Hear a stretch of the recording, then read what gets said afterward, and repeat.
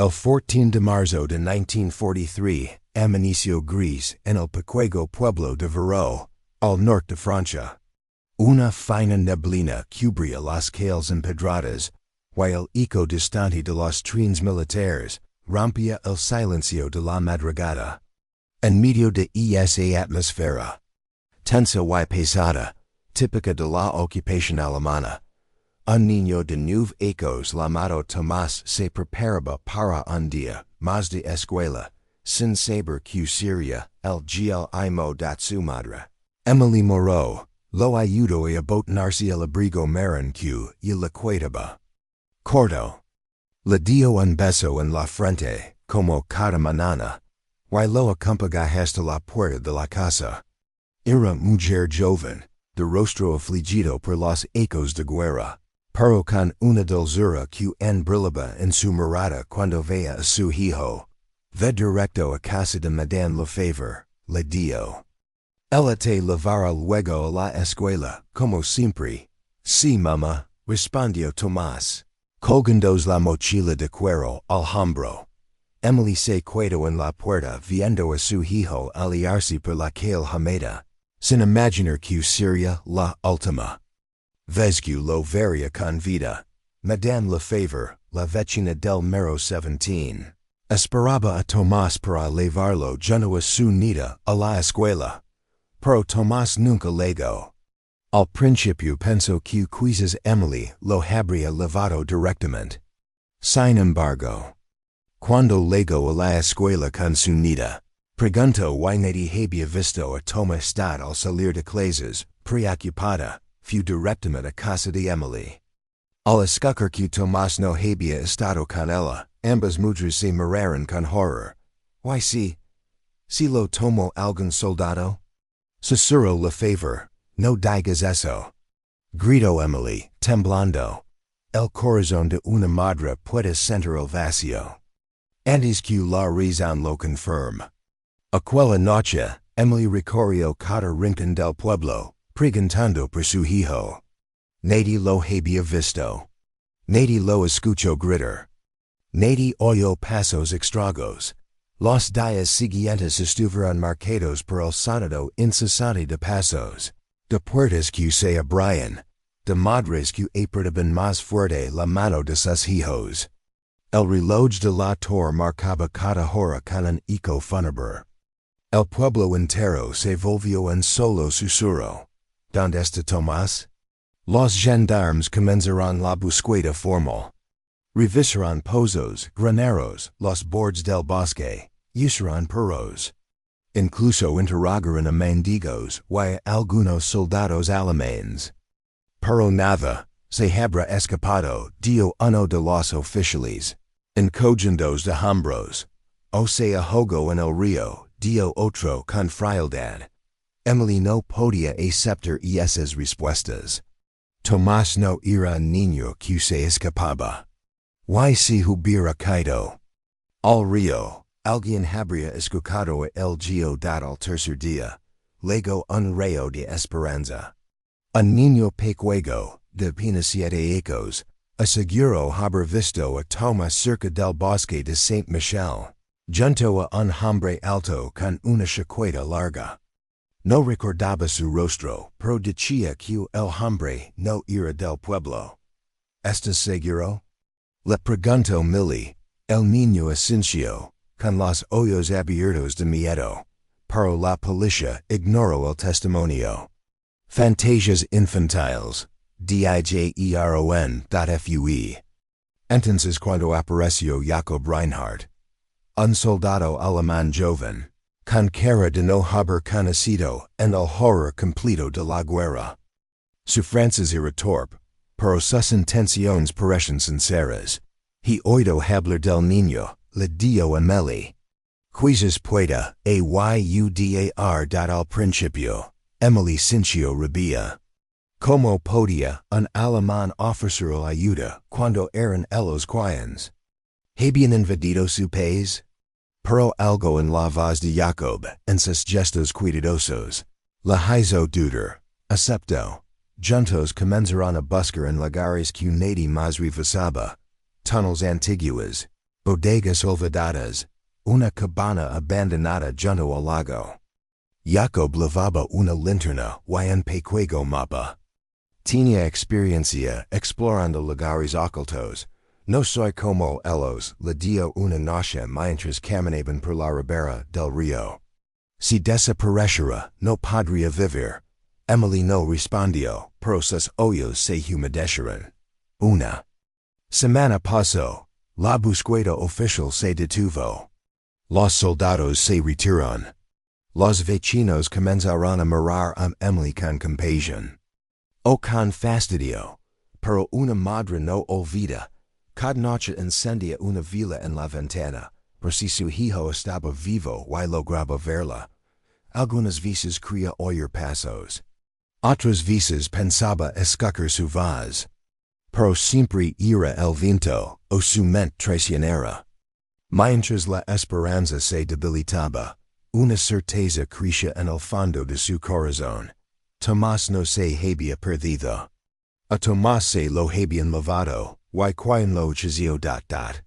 Ana estaba allí. Los días siguientes a la desaparición de Tomás, convirtieron el pequeño pueblo de Verdad en una sombra de sí mismo. Las campanas de la iglesia repicaban con una frecuencia irregular, y el aire parecía más espeso, como si el propio cielo se negara a respirar sin aquel niño de sonrisa tímida y mirada clara. Émilie, desde el amanecer hasta altas horas de la madrugada, recorría las calles con un pañuelo entre las manos, y una vieja foto de su hijo. Golpeaba puertas, imploraba respuestas, interrogaba a desconocidos. El rostro de Tomás comenzaba a colgar en los escaparates, postes de luz y puertas de comercios.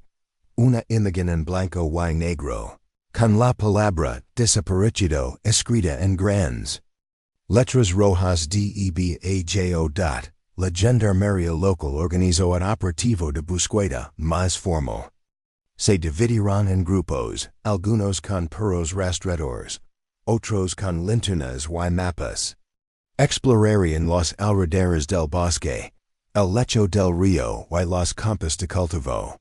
Pero para muchos era solo un gesto para tranquilizar a Émilie y a la comunidad. La guerra consumía recursos, atención y humanidad.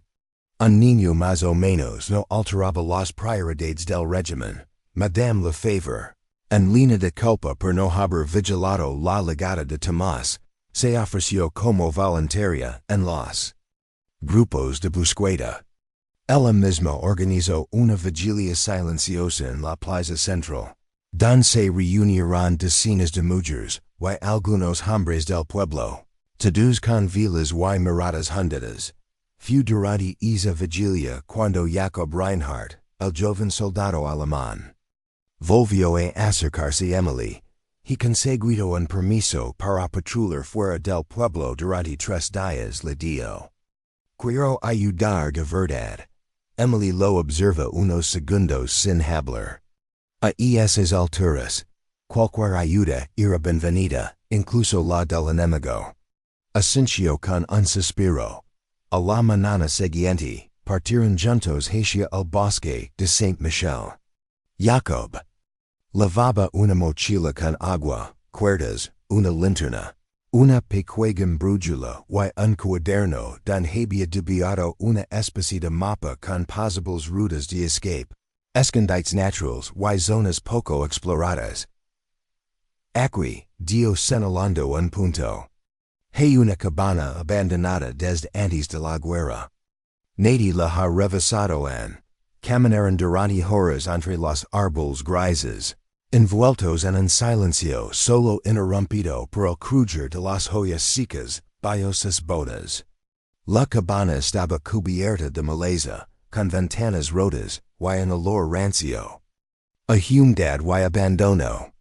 Dentro, encontré muebles destrozados, botellas vacías, y lo que parece ser una vieja colcha infantil. Pero ningún rastro de Tomás. Mientras tanto, en el pueblo, comenzaron a surgir rumores.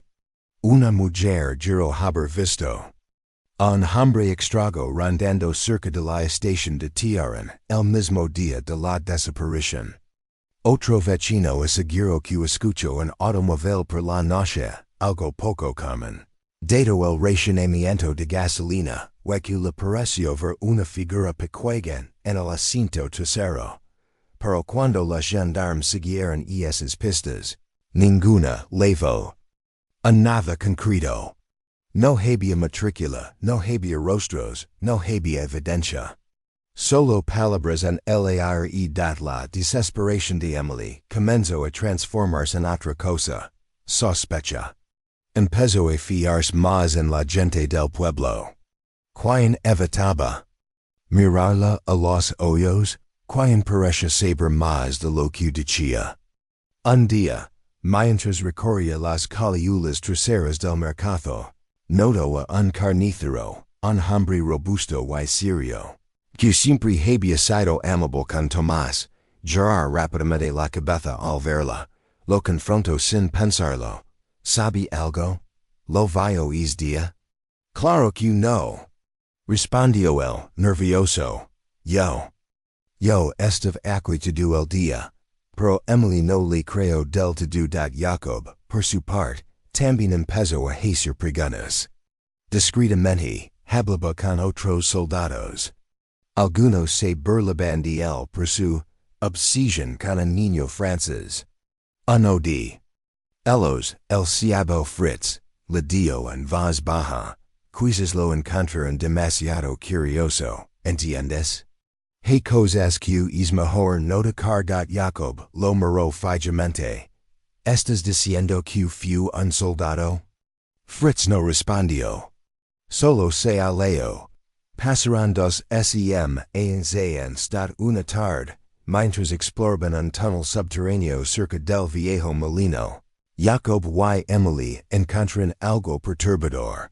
Una pequeña bufanda infantil, gris y con una letra bordada en rojo. ¿Te es de él? Susurró Émilie, apretándola contra el pecho. Pero no había cuerpo. No había más pistas. ¿La dejaron allí a propósito? Para desviar la atención.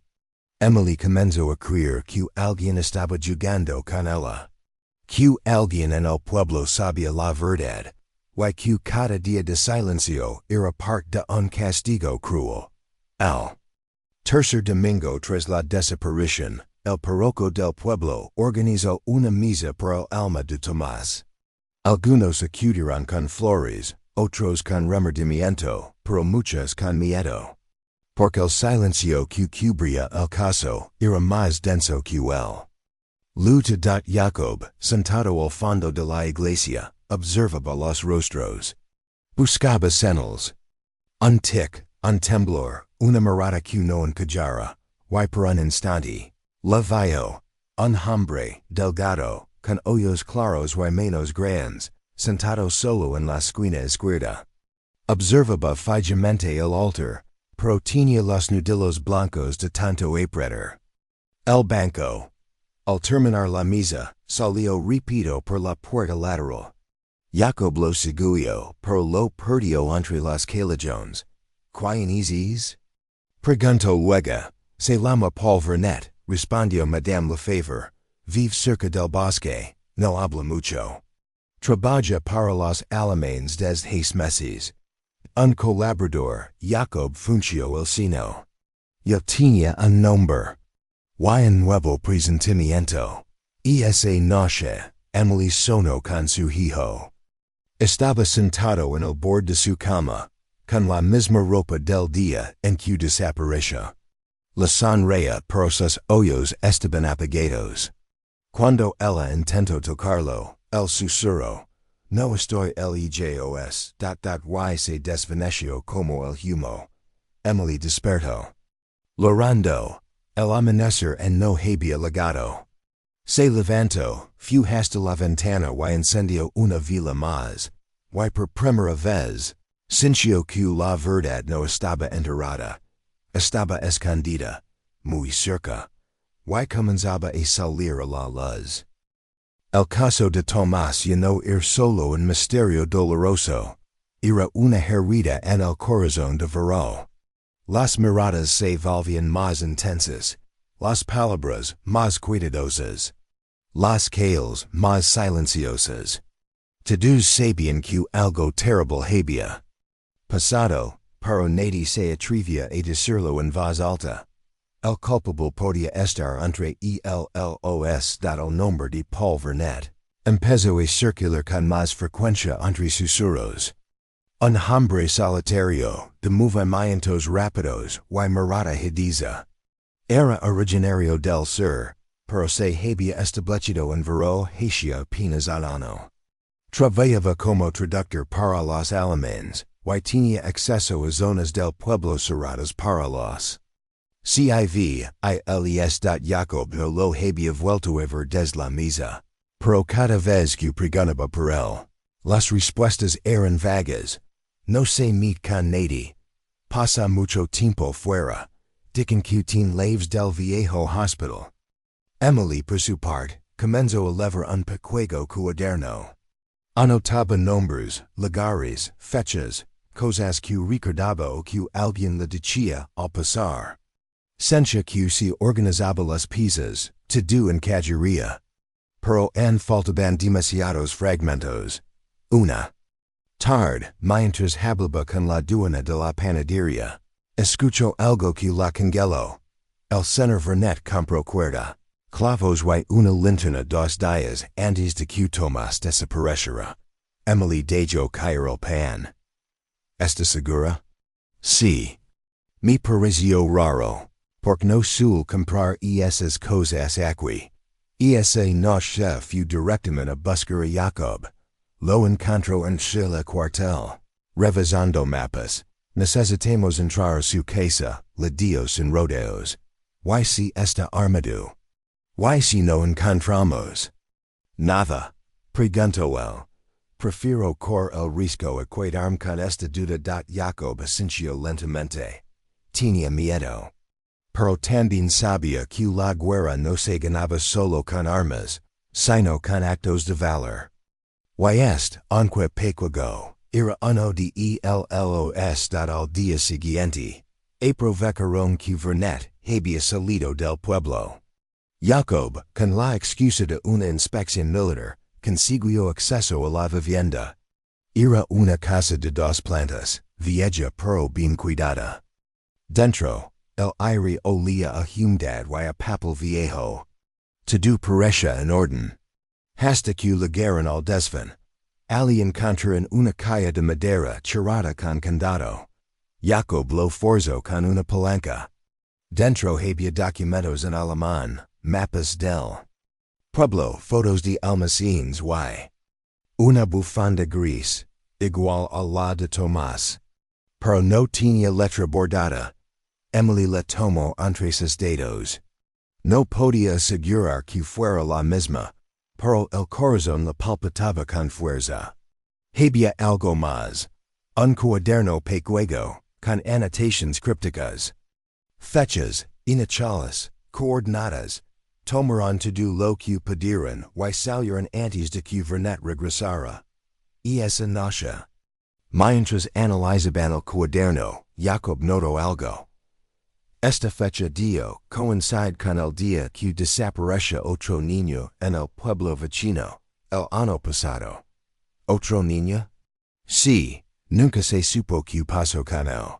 Émilie sintió que las piernas le temblaban. ¿Y si Tomás no era el primero? La mañana siguiente, la noticia de que alguien había entrado en casa de Vernet se esparció como fuego. Émilie y Jakob guardaron silencio. Sabían que habían cruzado una línea peligrosa. Pero también sabían que estaban más cerca de la verdad. Un nuevo rumor surgió. Una mujer que trabajaba limpiando en la antigua estación de tren, aseguró haber visto a Vernet allí de madrugada, el mismo día de la desaparición. Estaba solo con una maleta grande.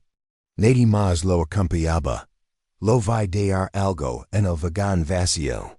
Después se fue caminando como si nada. Los gendarmes fueron a inspeccionar el vagón, pero no encontraron nada. Demasiado tiempo había pasado. Y quizás alguien ya se había encargado de limpiar las pruebas. Vernet fue interrogado brevemente por los oficiales franceses, pero negó todo con frialdad. Dio no conocer al niño. Q no tenía tiempo para fantasias sentimentales. Q. Era una cacería de brujas. Jakob intentó presionarlo, pero los superiores no lo permitieron. Es un colaborador útil, dijeron. No podemos perderlo por sospechas sin pruebas sólidas. Émilie salió del cuartel gritando. Nadie la detuvo. Nadie la consoló. Días después, Madame Lefebvre recibió una carta anónima. El sobre no tenía remitente. Dentro, una hoja de plata. Con una sola frase escrita con tinta negra, no busques más. Ella descansa. La letra era temblorosa, como si quien la escribió tuviera miedo. Oculta de la carta fue llevada a los gendarmes, pero la archivaron sin investigar. Puede ser una broma, dijeron. Pero Émilie no lo creyó. Las noches volvieron a hacerse más largas. La vela en la ventana ya no era una esperanza, sino un símbolo de resistencia. Jakob y Émilie comenzaron a buscar fuera del pueblo. Antiguos refugios, granjas abandonadas, edificios destruidos. En uno de ellos hallaron un agujero en la pared trasera. Dentro, marcas en la madera, como si unas manos pequeñas hubieran arenado intentando salir. Jakob encendió su linterna. El polvo se movía lentamente en el aire. Al fondo, algo brilló. Un botón. Era un botón rojo, igual al que Tomás llevaba en su abrigo. Émilie cayó de rodillas. Apretó el botón contra su pecho como si fuera un pedazo del alma de su hijo. La búsqueda no se detuvo. Pero tampoco trajo esta por ahora. Porque alguien había empezado a hablar. Alguien que había visto algo, que había calado por miedo. Estaba a punto de romper el silencio. Si has llegado hasta aquí, no olvides darle like al video y suscribir al canal, para no perderte los próximos capítulos de esta historia. El invierno no terminaba, y el viento que viaba de las colinas del norte, hacía que las ventanas temblaran por las noches. Veró ya no era solo un pueblo ocupado por soldados, sino por un silencio que cortaba más que las balas. Nadie hablaba en voz alta del niño desaparecido. Pero todos pensaban en él. Y entonces llegó la carta. Fue Madame Lefebvre quien la encontró en su buzón. Dentro de un sobre amarillo sin celo, en remitente. Estaba dirigida a Émilie Moreau con letras torpes y negras. La mujer corrió con ella en las manos hasta la casa de Émilie. Émilie la abrió con dedos temblorosos. Dentro, una hoja de plata en tres. El papel estaba arrugado y olía a humedad. La tinta parecía escrita con prisa, como si el autor temiera ser descubierto. El mensaje era corto.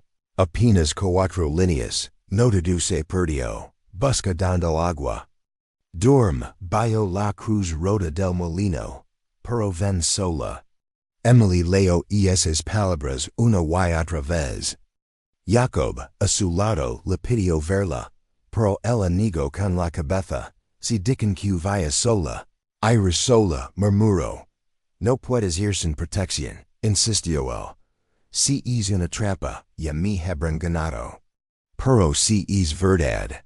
Quizás mi hijo. Estiali. El viejo molino de Saint Renard estaba a 3 kilómetros del pueblo, rodeado de campos y zarzas. Había sido abandonado antes de la guerra, y ahora no era más que un esqueleto de madera podrida y piedras partidas. El agua del arroyo que antes lo hacía girar corría débilmente, cubierta por ramas secas y joyas. Émilie partió al amanecer del día siguiente. Vestida con ropa oscura y una linterna en el bolsillo. Camino por los senderos enlodados. Cruzo el campo en silencio. Y luego el molino cuando el sol apenas comenzaba a pintar el cielo de rojo. Frente al edificio, una antigua cruz de madera sobresalía del suelo, medio queda. Estaba rota en su base cubierta de musgo. Justo como decía la carta, miró el rededor, no había nadie se arrodilló junto a la cruz. Apartó la tierra húmeda con las manos desnudas, y encontró un agujero cubierto por una tabla vieja. La levantó con dificultad. Un olor agrio le golpeó la cara. Dentro, un túnel estrecho descendía hacia la oscuridad. Émilie encendió la linterna. El túnel tenía paredes de piedra y madera húmeda. Bajó con cuidado, paso a paso, hasta llegar a una sala subterránea. No era grande, pero estaba llena de objetos. Una silla de metal, sogas cortadas, una manta infantil, una cuchara oxidada, y en la pared dibujos con tiza. Dibujos de un niño, un sol, una casa, un perro. Una figura con un círculo en la cabeza. Una madre. Émilie se quedó helada. Tomás había estado allí. Toca la manta. Todavía tenía el olor dulce del jabón que usaba para lavar su ropa. No cabía duda. Su hijo había estado encerrado en ese lugar, pero ya no estaba. Cuando volvió al pueblo, no dio nada a nadie. Solo a Jakob en secreto. Fue el quien lo llevó allí. Y alguien más lo sabe dijo. Jakob frunció el seno. ¿Crees que Verdad tuvo ayuda? Sí. Y que esa carta fue escrita por alguien que ahora se arrepiente. Jakob regresó al túnel al anochecer con un grupo de confianza. Tomaron fotos, recogieron pruebas. Incluso una muestra de tierra para compararla con la encontrada en los zapatos de Tomás cuando desapareció. Los análisis tomarían tiempo, pero era el primer gran avance desde que todo comenzó. Al día siguiente, el molino fue cerrado. Nadie podía entrar. Pero el rumor se había desatado. En el mercado, en la iglesia, en las calles, ¿encontraron algo? Dicen que había dibujos del niño. Y si lo mataron allí. El miedo regresó como una sombra más fría que el invierno. Los padres no dejaban salir a sus hijos. Algunos hombres comenzaron a vigilar las calles de noche. Pero nadie se atrevía a señalar abiertamente a Verdad. Nadie, excepto un niño o su nombre era Jules. Tenía once ecos y vivía dos casas más allá de Verdad. Una tarde se acercó a Émilie, solo con los ojos bajos. Madame, yo vi algo, dio en voz baja. Pero me dio miedo decirlo. Émilie se agachó frente a él. ¿Qué? ¿Viste Jules? El día que Tomás desapareció. Lo vi entrar en la casa del señor Verdad. Estaba lo viendo. Iba solo. Y él abrió la puerta. Y después, la cerró. Y no lo vi salir. Émilie sintió que el mundo se detenía por un segundo. ¿Estás seguro? El niño asintió, con lágrimas en los ojos. Jakob fue informado. De inmediato, se lo dio a sus superiores. Pero una vez más, las autoridades locales se negaron a actuar. Sin pruebas físicas, no podemos arrestarlo. Y cuantos niños más deben desaparecer, para que lo consideren una prueba. Gritó Jakob. Silencio.es. A misma noche, Émilie colocó la bufanda gris de Tomás frente a la casa de Verdad. No tocó la puerta. No gritó, solo la dejó allí, como un mensaje, sé quién eres. Y Verdad lo entendió. A la mañana siguiente, ella no estaba. Había huido al pueblo estalo. Erain la confirmación que todos temían. Los gendarmes iniciaron una búsqueda oficial, tarde, con rabia fingida. Jakob revisó cada posible vía de escape. Estaciones de tierra, caminos secundarios, pasos clandestinos. Pero Vernet se había esfumado. Sin embargo, lo que no sabía era que alguien más también tenía un secreto. Alguien que había visto más de lo que había dicho. Alguien que sabía que Vernet no actúa solo. Que hubo otra mano, una que seguía en el pueblo. Y que empezaba a temer que el silencio no fuera suficiente para protegerse. El molino de Saint Renard había guardado sus secretos durante ecos, oculto entre zarzas y olvidos. Pero ahora, con Vernet desaparecido y los debuts infantiles jalados en su interior, el edificio se convirtió en el epicentro de una investigación más profunda. Jakob, cada vez más convencido de que aquello no era un caso aislado, solicitó permiso para explorar a fondo la estructura, y lo consiguió. Una mañana fría, acompañado por dos gendarmes y un par de voluntarios del pueblo, Jakob regresó al molino armado con linternas, palas y una vieja copia de los planos del edificio que encontró en los archivos municipales. Lo que descubrieron esa jornada cambiaría para siempre la historia de Verdad. Detrás del muro del sótano, oculto tras una falsa pared de ladrillos sueltos, encontré una abertura estrecha. Jakob la notó por accidente, un leve flujo de aire que salía desde una ranura imposible. Con ayuda de las palancas lograron abrir un paso. Detrás, una oscuridad húmeda y profunda los recibió con un silencio inquietante. Esto no está en los planos, dio uno de los gendarmes, entonces. Alguien lo construyó después. O lo ocultará a propósito, respondió Jakob. Entraron uno a uno. El túnel descendía lentamente, con escalones de piedra irregulares cubiertos de barro y raíces. El aire era denso. El silencio, total. Solo el sonido de sus pasos y el chasquido de las gotas que caen del techo. Después de unos 20 metros, llegaron a una galería más amplia. Allí, lo imposible se reveló. Una red de pasadizos conectaba distintas cámaras subterráneas. Algunos estaban vacíos. Otros contenían restos de muebles, mantas viejas, objetos infantiles, un zapato pequeño, una muñeca sin cabeza, un cuaderno roto. Jakob sintió un escalofrío. No se trataba solo de Tomás. En una de las cámaras, hallaron lo más perturbador. Una pared con nombres escritos con tiza.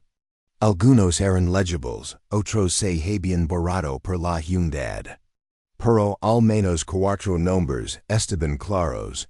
Lucy, Henry, Maxime, Tomás. Son. Otros niños.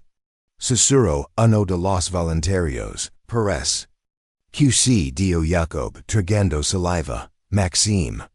Es nombre me suena, intervino el segundo gendarme. Hace 2 ecos, un niño con es nombre desapareció en el pueblo vecino. Jakob sintió que el mundo giraba. No era una casualidad. Vernet no había actuado una sola vez. Y lo más probable es que tampoco lo hiciera solo.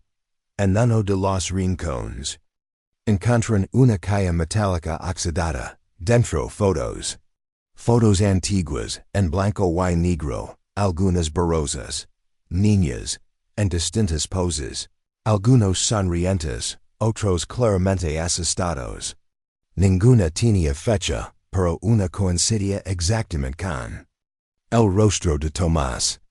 Vestía la misma chaqueta del día que desapareció. Émilie fue llamada de inmediato. Al ver la foto, cayó de rodillas. Es él. Pero ¿quién tomó esto? La pregunta quedó sin respuesta. Mientras tanto, En el pueblo, la tensión aumentaba. La desaparición de Verdad fue interpretada como una señal de culpa. Pero también sembró el miedo. Si él había huido, ¿acaso su cómplice seguía allí? ¿Quién más había sabido de los túneles? La gendarmería ordenó el cierre completo del molino. Jakob se apisó. Esto no debe taparse. El pueblo debe saber lo que ocurrió aquí. Es una red. Es más grande de lo que creíamos. Sin embargo, los superiores temían el escándalo. Era mejor silenciar antes que admitir que durante ecos, sus narices, alguien había secuestrado niños en la oscuridad. Émilie, sin embargo, no podía callar. Organizó una reunión en la iglesia. Invitó a todas las madres del pueblo. Algunas no quisieron ir. Otras acudieron con lágrimas en los ojos. Cuando Jakob llegó, la sala estaba llena. Nos han mentido, dijo Émilie, de pie frente al altar. Nos dijeron que nuestros hijos estaban a salvo, que las desapariciones eran accidentes. Pero no lo eran y mostró la foto de Tomás. Luego, las fotos de los otros niños. Ellos también estuvieron en este túnel. Y no sabemos cuántos más. Un murmullo recorrió el recinto. Algunas mujeres comenzaron a llorar. Otras miraban alrededor con desconfianza. Y lo peor, acadio. Jakob, es que alguien más sabía. Alguien más estaba allí. No pudo hacerlo solo ese mismo día. Un sobre fue arrollado anónimamente por debajo de la puerta de la iglesia. Contenía un mapa dibujado a mano. En él, una segunda entrada al sistema de túneles. Cerca del bosque de Saint-Michel. Jakob y Émilie partieron de inmediato. Allí, entre raíces y piedras, encontraron una compuerta oxidada. La abrieron con esfuerzo. El túnel levaba directamente a la galería central. Era la ruta de escape perfecta. Nadie lo habría notado nunca. Junto a la compuerta, una calle de madera. Dentro, más objetos infantiles. Pero esta vez, también encontraron algo distinto. Un pequeño cuchillo con sangre seca. Jakob lo envolvió cuidadosamente. Esto podría ser la prueba que es la sangre fue enviada a analizar. Los días pasaban lentos. Pero Jakob tenía contactos. Y las pruebas finalmente regresaron. Confirmación. La sangre era de Tomás. Jakob se dirigió al cuartel con los resultados. Pero cuando llegó, el comandante no estaba. Había sido retirado del pueblo esa misma mañana. Sin explicación, por Q. Preguntó Jakob. Orden directa desde la prefectura. La dijeron. Jakob supo entonces que alguien, en algún nivel más alto, intentaba cubrir el asunto. Sin embargo, la noticia ya se había escapado. Los rumores volaban. El pueblo exigía justicia. Y aunque la guerra seguía, la lucha por la verdad se encendía con fuerza. Émilie no lloraba. Ahora caminaba con la cabeza en alto, con el rostro enderezado por la perdida, pero también por la determinación. Voy a descubrir todo. No me importa cuando se ocultan detrás del uniforme, del miedo o del poder dio, porque sabía que la historia de Tomás no era solo suya. Era la historia de todos los niños que nunca han de las madres que nunca recibieron respuestas, y de un pueblo que por fin se atrevía a abrir los ojos. El otoño llegó al pueblo con un aire más frío de lo habitual, como si la tierra misma guardara luto. Las hojas caían pesadamente sobre las calles de verano, mientras la gente evitaba hablar en voz alta. El caso de Tomás había roto algo. Profundo, no solo en su madre, sino en todo el tejido de la comunidad de Jakob. Obstinado como siempre, no dejó que el silencio lo detuviera. Tras descubrir el túnel secreto y la sangre de Tomás en el cuchillo, cada noche repasaba los mapas, los nombres, los rostros. Una pregunta le perseguía sin cesar. ¿Quién más sabía? Un día, rebuscando entre documentos antiguos del ayuntamiento, Jakob encontró un informe olvidado. Fechado en 1936, mencionaba trabajos de construcción realizados cerca del molino y financiados por una figura local influyente, Jean-Marc Chastain, un empresario que había desaparecido al comienzo de la guerra, sin dejar rastro. El informe hablaba de instalaciones subterráneas para almacenamiento de grano y otros fines privados. Jakob marcó el nombre. Nadie había mencionado antes a Chastain. ¿Quién era él realmente? Preguntó a Émilie.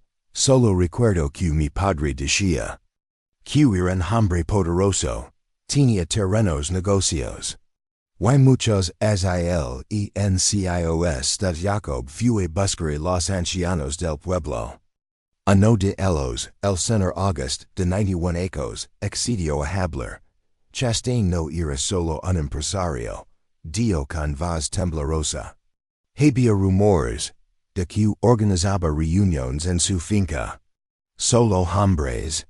Nadie sabía que pasaba allí. Why? ¿Qué pasó con él? Un día se fue, así de repente. Dijeron que huyó por la guerra. Pero yo creo que alguien lo hizo sea el Jakob sintió un escalofrío. Todo indicaba que Chastain podría haber sido el origen de algo más oscuro. Y esa misma noche, mientras revisaba los archivos en casa, Émilie notó algo extraño en una de las fotos recuperadas del túnel. En el fondo, casi imperceptible, había una marca en la pared, un símbolo, una especie de círculo dividido por una cruz de Jakob. Lo reconoció al instante, lo vi antes. En una piedra cerca del cementerio viejo, a la mañana siguiente fueron hasta allí. Entre la maleza, en la roca talada. Al moverla debajo sobresalía una esquina metálica. Excavaron durante horas hasta que finalmente apareció una pequeña caja salada con cera. Jakob la abrió con cuidado. Dentro, había papeles envueltos en tela y un cuaderno deteriorado por la humedad.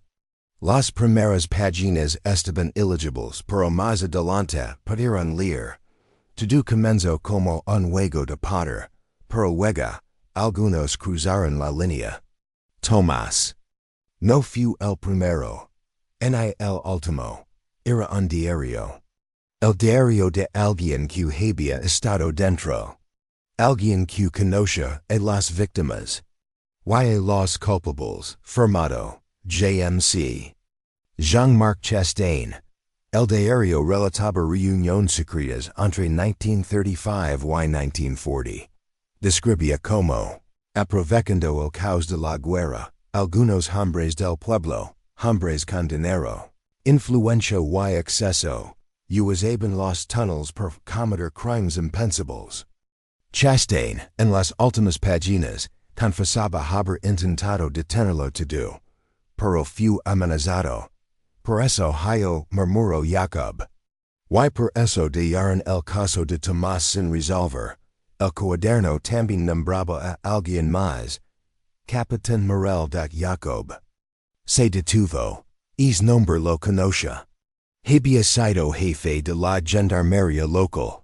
Hasta hacía pocos ecos. El hallazgo fue llevado a la comisaría. Pero una vez más, las cosas se complicaron. Horas después de entregar el diario, la calle desapareció. Del archivo de pruebas. Nadie sabía cómo. Nadie vio nada de estado de furia. Nos están saboteando desde dentro. Hay alguien que no quiere que sepamos la verdad. A pesar de todo, Émilie y no era la mujer que lloraba en silencio. Convocó a la prensa regional. Mostró la foto de Tomás, los objetos jalados, y denunció públicamente la desaparición del diario. Mi hijo no murió por accidente. Fue víctima de un sistema.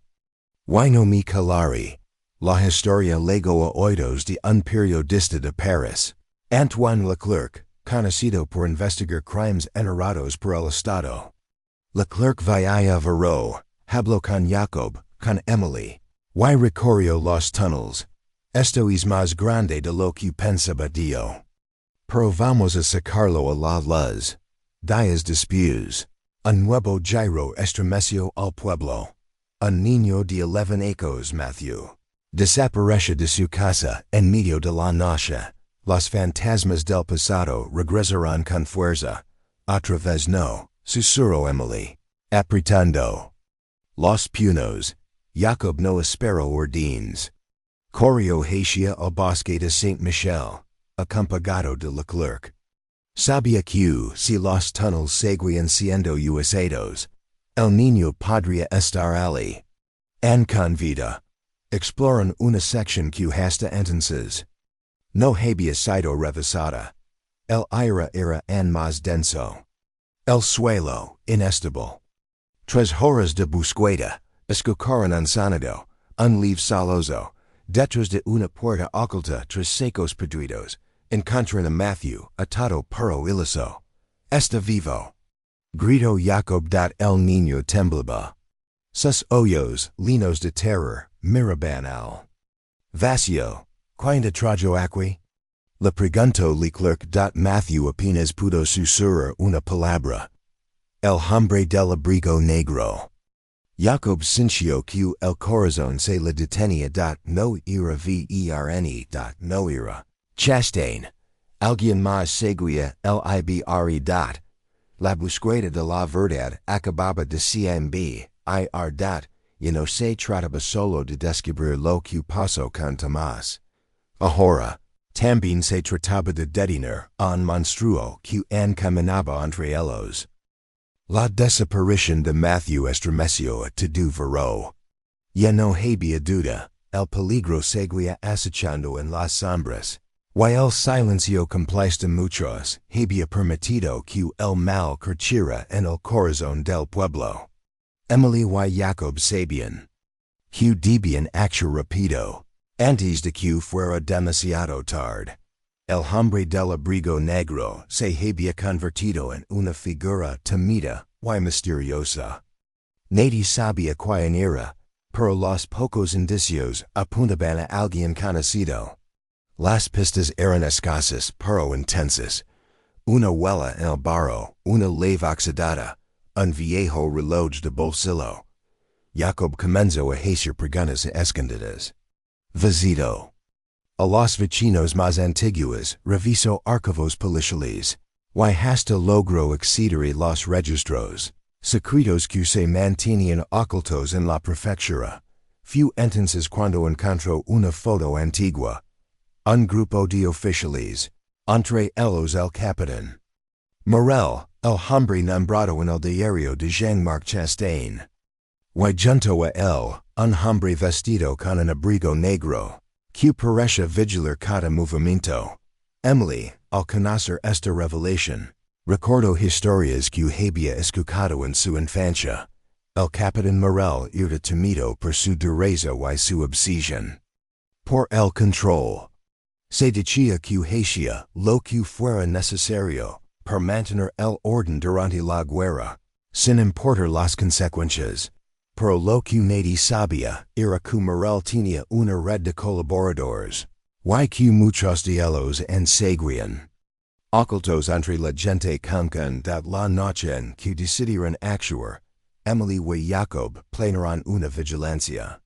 Se escondieron cerca de la antigua estación de tren, un lugar que hombre del abrigo negro frecuentaba, horas de espera, hasta que finalmente apareció. Un hombre alto, de pasos silenciosos, con una expresión fría que no mostraba emociones. Levaba un maladin negro, y su abrigo undiba con el viento frio. Jakob lo seguyo con catela, sin perderlo de vista. El hombre se dirigió hacia un pequeño cobertizo, lo abrió y desapareció dentro. Émilie y Jakob se acercaron con cuidado. Dentro del cobertizo, encontraron una habitación oculta, con objetos inquietants, fotografías de niños, documentos secretos y varias armas antiguas, pero lo que más llamó la atención fue un retrato enmarcado, colgado en la pared. El capitán Morel, sonriendo, junto a Jean-Marc Chastain al lado del retrato. Una lista con nombres, incluyendo a Tomás, Matthew, y otros niños desaparecidos. Antes de que pudieran reaccionar, una sombra apareció en la entrada. Era el hombre del abrigo. Negro, no deberían estar aquí, dio con voz fría.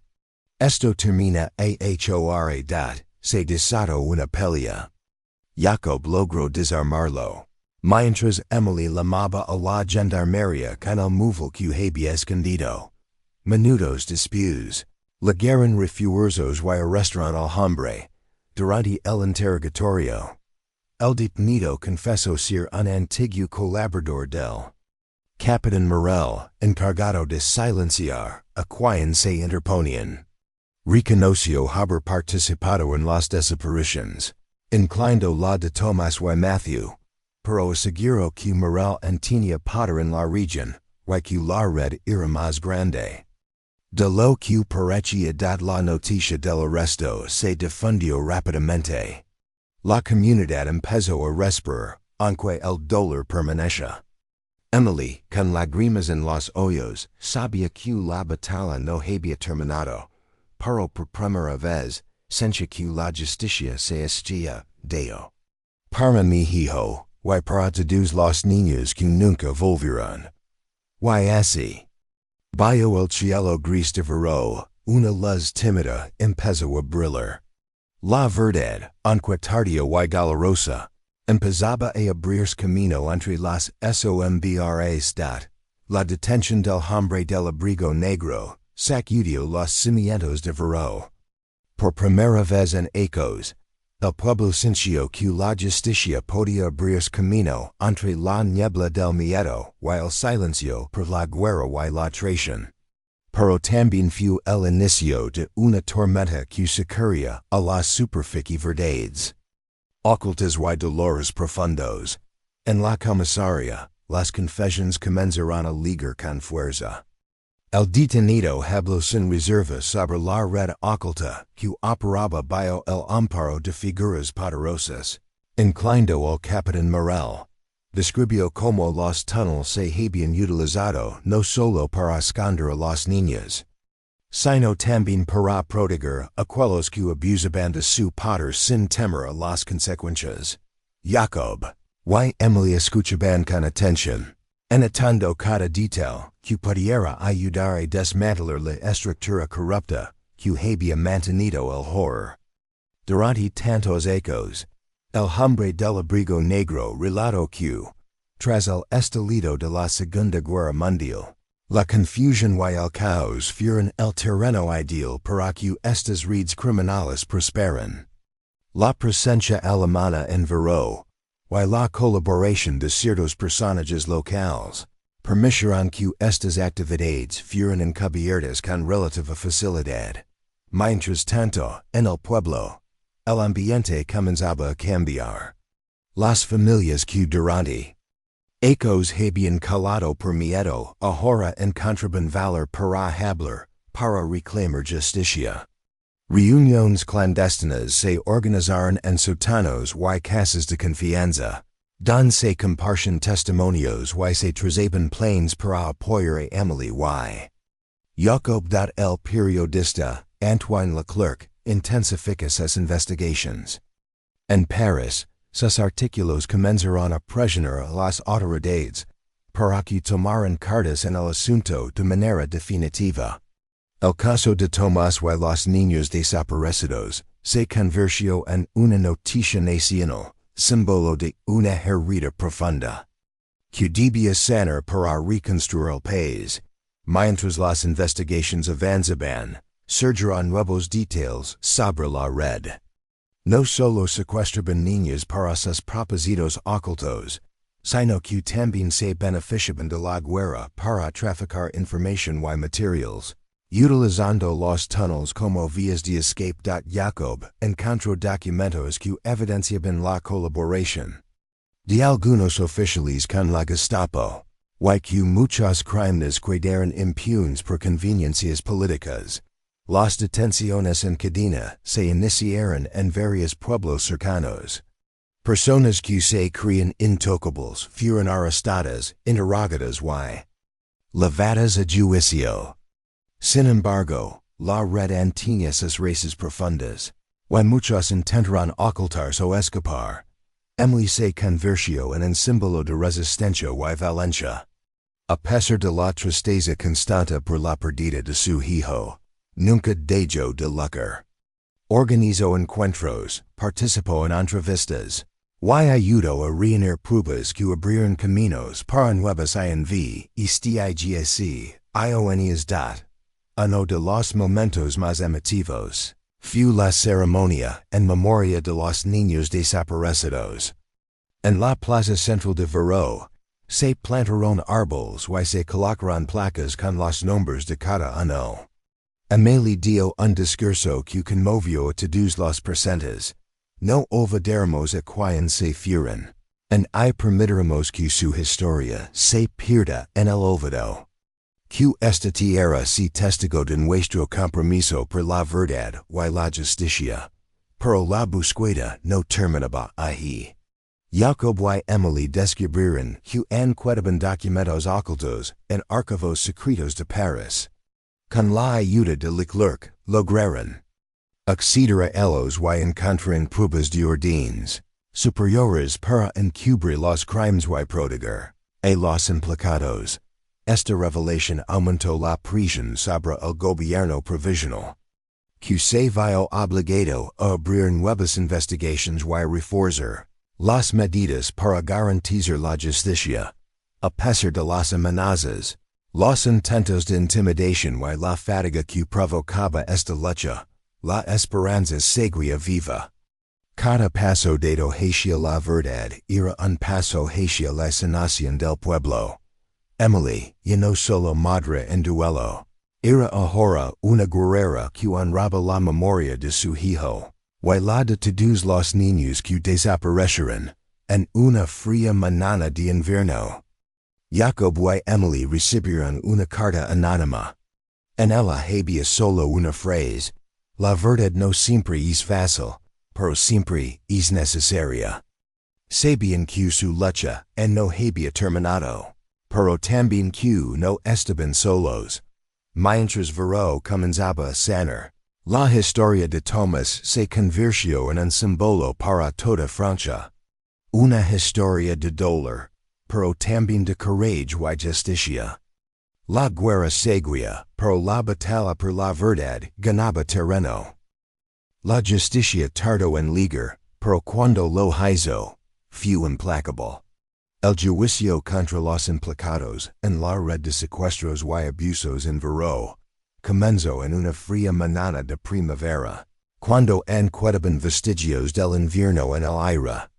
Las salas del tribunal se llenaron de familiares, periodistas y curiosos, que querían presenciar el desenlace de uno de los casos más oscuros y perturbadores de la región. La expectativa era inmensa, y la atención nacional se posó sobre aquel pequeño pueblo marcado por el dolor. Émilie asistió con una mezcla de nervios y determinación.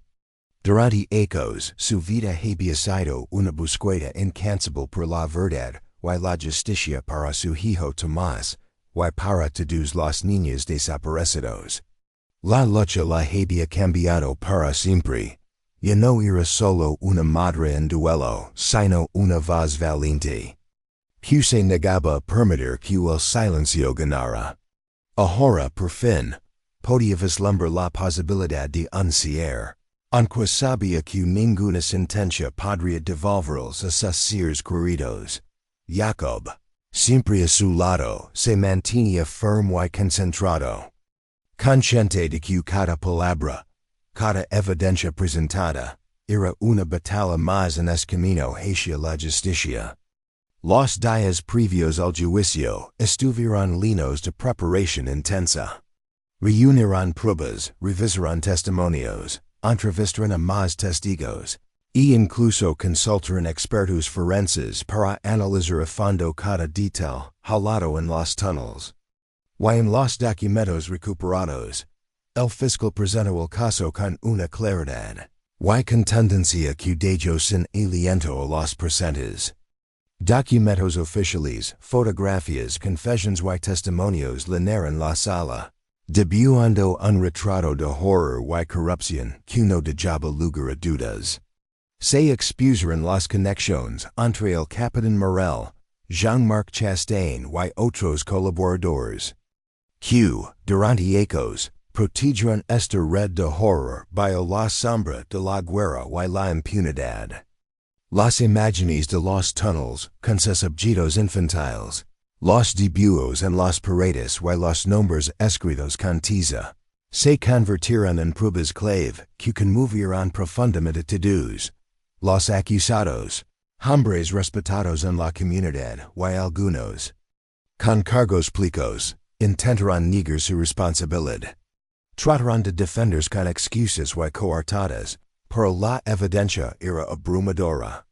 Las confesiones del hombre del abrigo negro, quien se mostró arrepentido y dispuesto a colaborar, pesaron enormemente en el proceso. El juez, un hombre mayor con expresión severa, escuchaba cada palabra con atención, consciente de la trascendencia de su papel en aquel juicio histórico. Uno de los momentos más impactantes fue cuando Émilie tomó la palabra para contar su historia, con la voz entrecortada y los ojos llenos de lágrimas. Recordó la última vez que vio a Tomás, la carta misteriosa que recibió, la búsqueda desesperada y el descubrimiento de los túneles que habían sido una pesadilla viviente. Su relato no solo habló del dolor de una madre, sino también de la esperanza que la mantuvo firme en su lucha. Mi hijo no desapareció por accidente, dio con voz firme. Fue arrebatado de nuestras vidas por quienes debían protegernos. Pero hoy, aquí, pedimos justicia no solo por Tomás, sino por todos los niños que nunca volverán. No permitiremos que sus nombres se borren en el olvido. Sus palabras resonaron en toda la sala. Y muchas personas contenían las lágrimas, sintiendo en lo profundo de su alma el peso de aquella historia. El juicio duró meses. Cada sesión estuvo cargada de testimonios desgarradores, confesiones que parecían salidas de una pesadilla y relatos de familias que habían esperado décadas por respuestas. Jakob estuvo presente en cada momento, apoyando a Émilie y colaborando con los abogados para presentar la evidencia de manera irrefutable. A medida que el proceso avanzaba, más culpables eran identificados y arrestados. La red criminal, que durante tanto tiempo había permanecido oculta y protegida por el miedo y la corrupción, comenzó a desmoronarse pieza por pieza. Funcionarios policiales, empresarios y otros personajes influyentes fueron expuestos y juzgados. Finalmente, llegó el veredicto. Los principales acusados fueron condenados a largas penas de prisión, algunos incluso a cadena perpetua. El capitán Morel, quien permaneció prófugo, fue declarado culpable en ausencia. La comunidad de Verdad sintió un alivio profundo, aunque también una tristeza inevitable, pues la herida que dejó la pérdida de tantos niños nunca se curaría. Por compl, el día de la sentencia, Émilie recibió abrazos solidarios de madres y padres que habían sufrido de manera similar. Fue un momento cargado de emociones encontradas, justicia, pero también un vacío que nunca se llenaría. Tras el juicio. Émilie decidió fundar una organización dedicada a apoyar a las familias de niños desaparecidos, y a luchar contra el abuso infantil. Quería transformar su dolor en acción. Y hacer que la memoria de Tomás y de todos los niños desaparecidos fuera una fuerza para el cambio. Su organización ofrece apoyo psicológico, asesoría legal y campañas de concienciación para proteger a los más vulnerables. Jakob continúa su trabajo en la gendarmería con un compromiso renovado.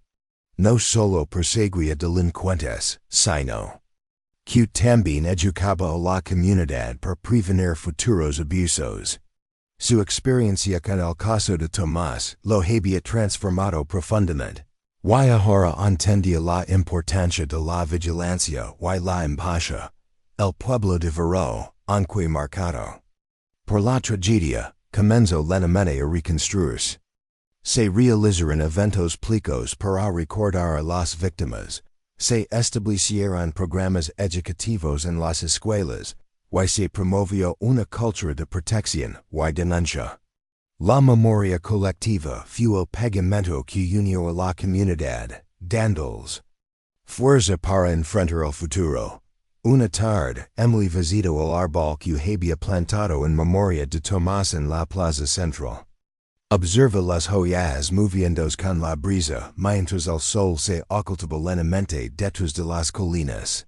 Miró hacia el cielo y, con voz baja pero llena de esperanza, susurró: Te prometo que tu historia no será olvidada. Vivirás en cada acto de justicia, en cada lucha por proteger a los inocentes. Ecos después, la historia de Tomás se convirtió en símbolo de resistencia y esperanza. Se publicaron libros, se produjeron documentales y se organizaron conferencias para hablar sobre la importancia de la verdad y la justicia. La sombra que cubrió a Verdad fue finalmente disipándose, dando espacio para las, aunque el dolor seguía presente. La valencia de Émilie, Jakob y la comunidad demuestran que incluso en los tiempos más oscuros, la verdad y la justicia pueden brillar con fuerza. Su lucha abrió el camino para que futuras generaciones crecieran en un ambiente más seguro. Y dejó un legado imborrable en la historia de Francia. Los ecos pasaron y el pequeño pueblo de Verdad comenzó a sanar, aunque las heridas de la guerra y el dolor nunca desaparecieron por completo. El caso de Tomás y la red de secuestros que había sido desmantelada marcó un antes y un después en la historia del pueblo y de sus habitantes. Pero, más allá de la justicia, cuidó el legado que aquel niño había dejado en los corazones de quienes la querían por la verdad. Émilie, convertida ya en una mujer madura, miraba el árbol que había plantado tantos ecos atrás con una mezcla de tristeza y orgullo. El árbol crecía firme y fuerte, símbolo de memoria y esperanza. Cada vez que lo veía, recordaba el rostro inocente de Tomás, y sentía renovada la fuerza para continuar su misión. Este legado es para tu hijo, susurraba a menudo. Para que nunca más un niño sufra en silenci o dat la organización que Émilie fundó creció con los ecos, convirtiéndose en un faro de apoyo para familias de todo el país. No solo brindaba ayuda a quienes habían perdido a sus hijos, sino que también se dedicaba a la prevención y educación sobre los peligros que acechaban a los menores, especialmente en tiempos de guerra y crisis. Con el paso del tiempo, la historia de Tomás se convirtió en una lección que se enseñaba en escuelas, un recordatorio de la importancia de la vigilancia, la empatía y la lucha contra la injusticia. Jakob, por su parte, se retiró de la gendarmería después de décadas de servicio. Pero su compromiso no disminuyó. A través de charlas y talleres, Comparsa su experiencia, y en sawaba en nuevas generaciones de policías y ciudadanos, como proteger a los más vulnerables, y estar atentos a las señales de peligro. El pueblo de Verdad también cambió. La plaza central donde se encontraba el árbol de Tomás se convirtió en un lugar de encuentro y memoria. Cada año, el día de la desaparición del niño, la comunidad se reunía para recordar, para renovar su compromiso con la verdad y la justicia, y para honrar a todos los niños que no vio el ver andar. Las historias que alguna vez quedaron enterradas en los túneles salieron a la luz. Y con ellas, un compromiso colectivo para que nada parecido volviera a suceder. Las nuevas generaciones crecieron con la conciencia de la importancia de protegerse unos a otros, y de denunciar la injusticia. Una tarde, Émilie recibió una carta. Era de un niño de un pueblo lejano que había escuchado su historia. En ella, el niño expresaba su admiración y su deseo de ayudar a proteger a otros niños. Tu historia me ha enseñado a ser valiente, decía la carta. Quiero ser alguien que cuide y defienda a los que no pueden hacerlo. Émilie sonrió con lágrimas en los ojos. Sabía que el legado de Tomás vivía en cada corazón que se negaba a calar. En los últimos ecos de su vida, Émilie visitó muchas escuelas, hablando con niños y jóvenes sobre la importancia del coraje, la justicia y la verdad. Siempre recordaba la historia de su hijo, no para revivir el dolor, sino para encender una luz en quienes la ECUCA bandad Jakob en su retiro. Escribió un libro donde narraba toda la investigación, la lucha y el juicio. Su obra se convirtió en un referente para quienes estudian criminología y justicia.